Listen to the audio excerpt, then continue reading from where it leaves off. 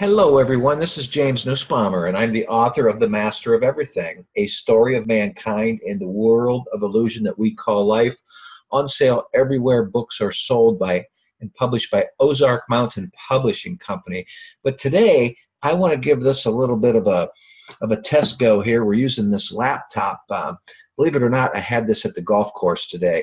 Yes, on a warm February day in Ohio. But today's topic is, and not because of this topic, it's just a coincidence why I've got the laptop pulled out, and we're going to give this a go, a good old go, and see if it comes through okay on the laptop. But I have a little golfing story it's called Win at Golf with Crisper Iron Shots.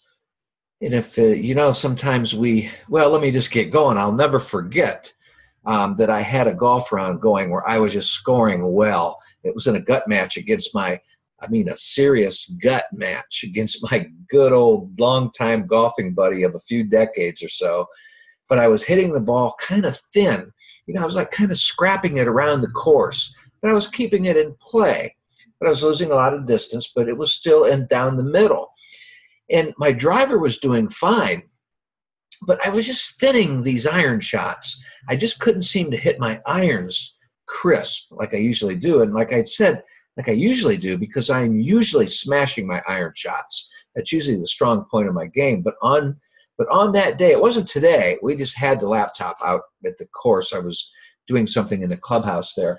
But on this day that I'm talking about, when I was not smashing my iron shots and was hitting them thin, I was just, my harmony was just a tad bit off tune, so to speak, and I just couldn't figure out why. But this day I was playing with my longtime friend and also an enemy of mine down to the wire on the many links battles that we've had, my good old friend Dirty Mike.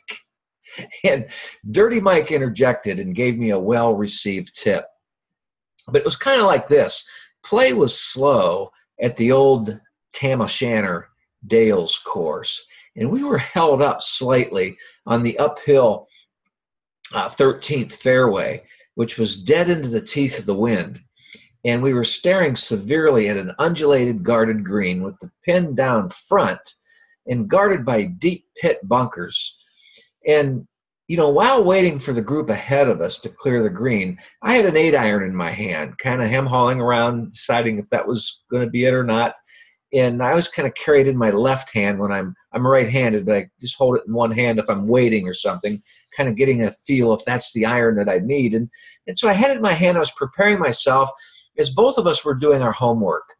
But Mike's ball was very close to mine, so, he came over towards my ball to me, and while we were waiting for the foursome to get off the green ahead of us, and he lit up a Barclay cigarette, which is what he had always smoked, and exhaled gently. I can just picture him doing it, and gently placed it on the bent grass fairway so he could show me something with both hands on his club that he had while he was doing his homework while we waited.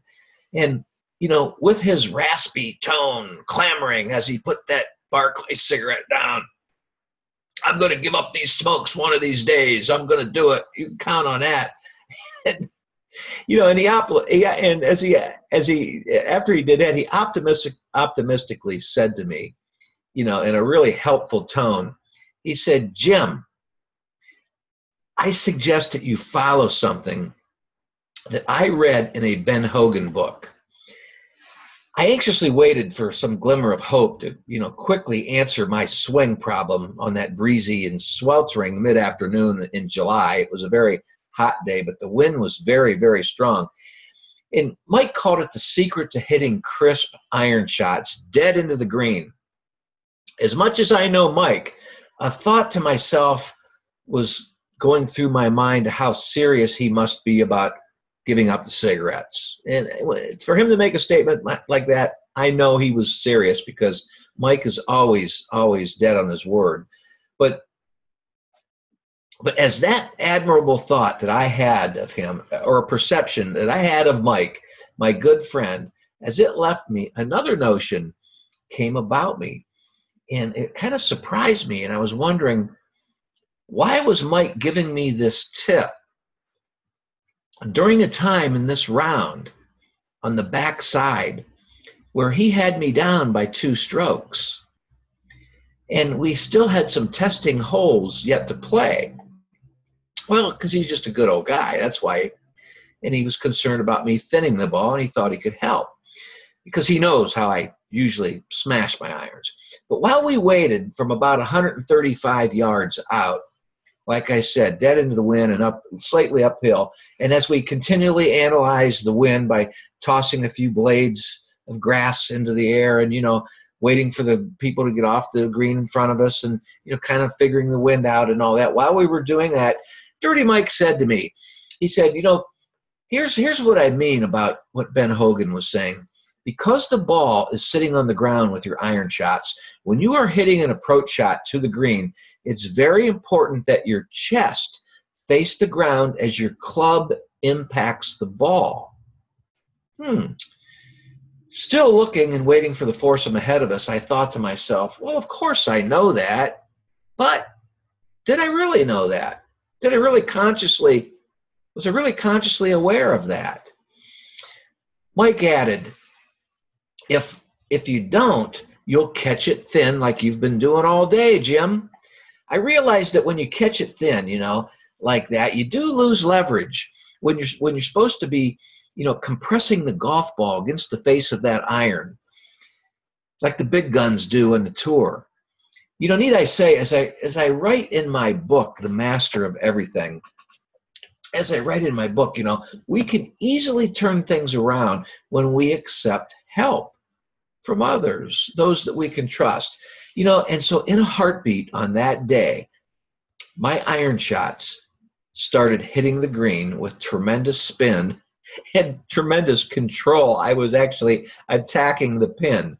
I went on to make a few birdies, and with Mike making bogey on the last hole, on the 18th hole, I won that match by 1 slim stroke. And I got to tell you that, Dirty Mike, he sure is a good sportsman. I mean, he really is. But, try to always keep in mind that iron shots are not as difficult to hit as we sometimes think when we're having some slight swing flaw problems.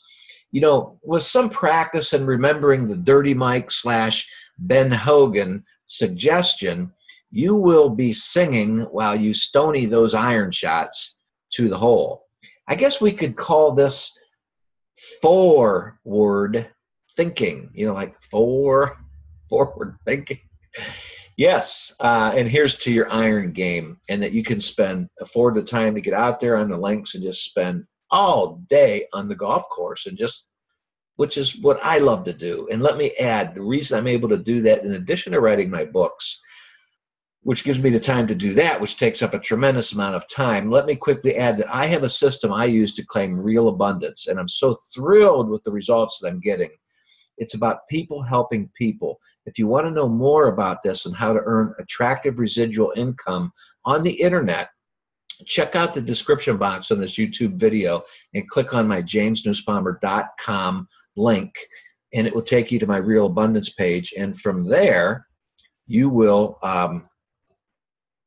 be able to do the research on your own and go from there. Hey, thanks for putting up with me, and I hope you enjoyed my story. And by the way, people often ask me, is this thing about Dirty Mike and I really true? Yes, it is.